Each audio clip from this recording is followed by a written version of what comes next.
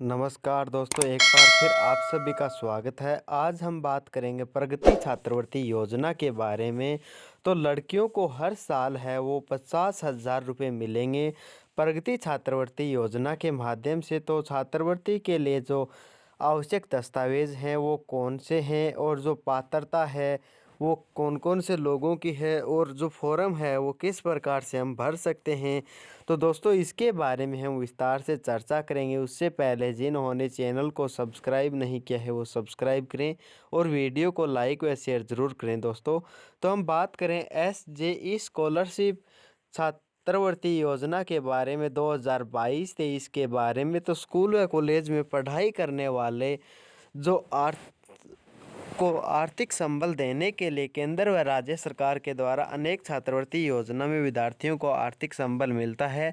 छात्रवृत्ति से विद्यार्थियों को पढ़ाई करने में आसानी होती है क्योंकि उनको स्कूल या कॉलेज की फीस की चिंता नहीं होती।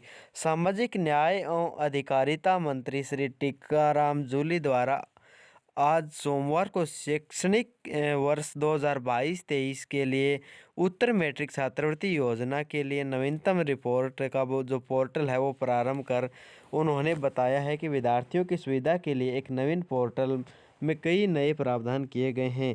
विद्यार्थियों को छात्रवृत्ति का जो समय पर भुगतान हो जाना नवीन पोर्टल का प्रमुख उद्देश्य है।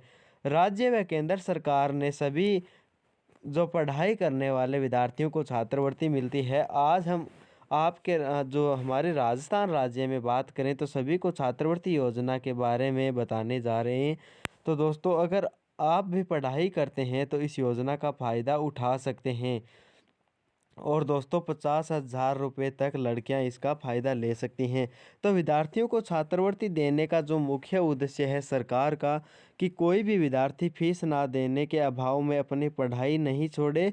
और अगर विद्यार्थी के परिवार के पास में बच्चों को पढ़ाने के लिए रुपए नहीं है तो सरकार ऐसे में विद्यार्थियों को छात्रवृत्ति के रूप में देती है। तो दोस्तों बात करें छात्रवृत्ति के जो कितने रुपए होते हैं और किस प्रकार से देती है सरकार और किस कैटेगरी के आधार पर देती है। तो पोस्ट मैट्रिक छात्रवृत्ति योजना स्कॉलरशिप 2022-23 सभी कैटेगरी के लिए जो लागू है इससे आप फ़ायदा ले सकते हैं। और मुख्यमंत्री सर्वजन उच्च शिक्षा छात्रवृत्ति योजना ये भी सभी कैटेगरी के लिए लागू है। और अंबेडकर इंटरनेशनल छात्रवृत्ति योजना है यह केवल SC जाति के लिए है। और अंबेडकर फेलोशिप योजना है वो भी SC के लिए है। दोस्तों हम बात करें आगे हॉस्टल छात्रवृत्ति योजना है, फ्री कोचिंग छात्रवृत्ति योजना है, मुख्यमंत्री अनुपूर्ति छात्रवृत्ति योजना है, महिला मेरिट छात्रवृत्ति योजना है। तो दोस्तों हम आगे बात करेंगे इसमें कि जो उत्तर मैट्रिक छात्रवृत्ति है इस छात्रवृत्ति योजनाओं में विद्यार्थियों के द्वारा ऑनलाइन फॉर्म भरकर छात्रवृत्ति है वो ली जा सकती है। और SJE स्कॉलरशिप 2022-23 उत्तर मैट्रिक स्कॉलरशिप के लिए जो योग्यता है उसके बारे में बात करें दोस्तों तो छात्रवृत्ति भारत के सभी नागरिकों के लिए खुली है। आवेदन के सभी स्रोतों में वार्षिक आय है वो 2.5 लाख रुपए से कम होनी चाहिए। आवेदक को 10वीं कक्षा उत्तीर्ण होना अनिवार्य है। ये छात्रवृत्ति मान्यता प्राप्त संस्थानों विश्वविद्यालयों कॉलेजों जहां PMS या SC इंटरमीडिएट स्नातक पाठ्यक्रमों से ली जा सकती है दोस्त।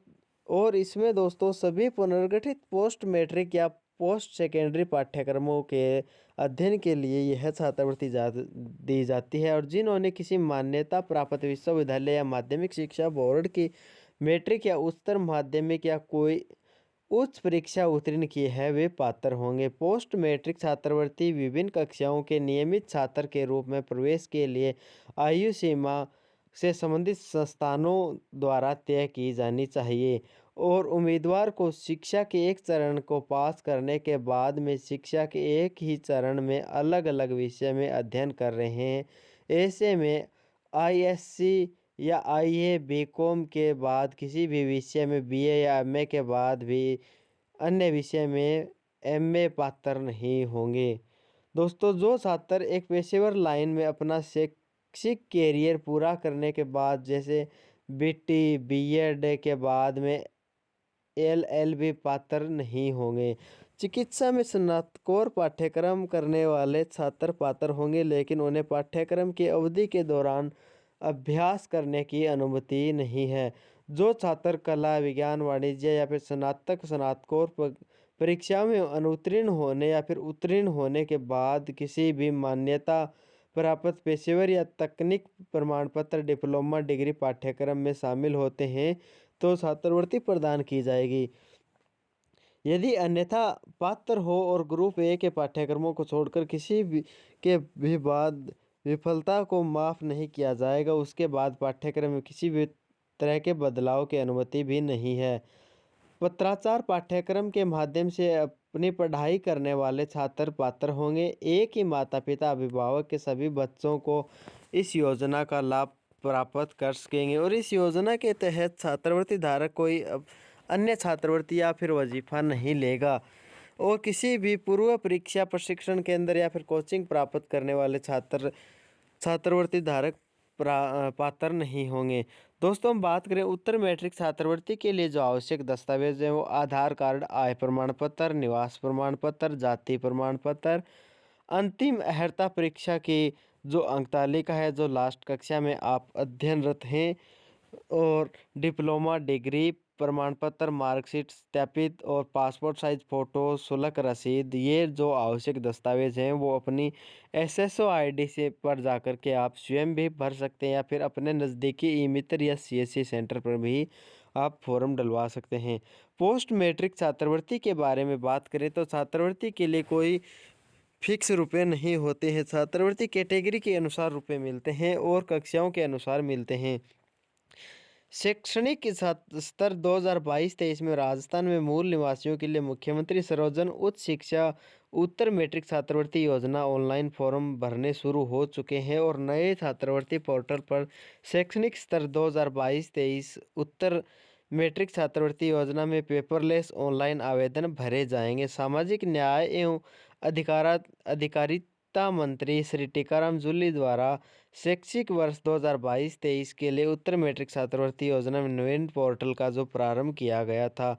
और दोस्तों, उत्तर मैट्रिक छात्रवृत्ति योजना 2022-23 के नियम है उसके बारे में हम बात करें तो आवेदन पत्रों के त्वरित निस्तारण के लिए विद्यार्थी एवं शिक्षण संस्थान को प्रत्येक 7 दिवस में चेतावनी संदेश प्रसारित किया जाएगा। अपेक्षा पूर्ति नहीं करने पर 30 दिवस के में आवेदन है वो आपका निरस्त कर दिया जाता है। साथ ही आवेदन पत्रों की मानवीय प्रक्रिया से सत्यापन की स्थिति में वेरीफाई स्तर पर आवेदनों की जांच करने की सीमा है वो 10 दिवस या जिला अधिकारी स्तर पर 10 दिवस तक किए जाने की जो समय सीमा निर्धारित की गई है। दोस्तों, इस बार योजना में अनुसूचित जाति छात्रवृत्ति के नवीन दिशा निर्देश अनुसार विद्यार्थी की छात्रवृत्ति के सुनिश्चित हेतु पोर्टल पर फ्रीशिप कार्ड का प्रावधान किया गया है ताकि इच्छुक विद्यार्थी द्वारा अपना वितरण अंकित करके पात्रता का स्वतः सत्यापन होकर एक फ्रीशिप कार्ड जारी होगा। दोस्तों, एसजेई स्कॉलरशिप 2022-23 इनकम सर्टिफिकेट के बारे में बात करें तो आय का जो घोषणा पत्र है उसमें विद्यार्थी का नाम, पिता पति का नाम, आयु, वर्ष, माह, निवास, ये सब जानकारी भरने के बाद में इसका जो पीडीएफ लिंक है वो आपको डिस्क्रिप्शन में दे दिया जाएगा। आप वहां से ये फॉर्म डाउनलोड करके आय का आप ये जो छात्रवृत्ति का फॉर्म है वो लगा सकते हैं। तो ये थी दोस्तों आज की हमारी जानकारी। कैसी लगी कमेंट बॉक्स में ज़रूर बताएं और जो भी नई जानकारी के साथ में हम नया वीडियो लेकर के आए वो सबसे पहले आपके पास में पहुंचे, उसके लिए एक बार फिर आपसे निवेदन है कि चैनल को सब्सक्राइब नहीं किया है तो सब्सक्राइब करें और वीडियो को लाइक व शेयर ज़रूर करें। हमारे साथ जुड़ने के लिए आपका बहुत बहुत धन्यवाद।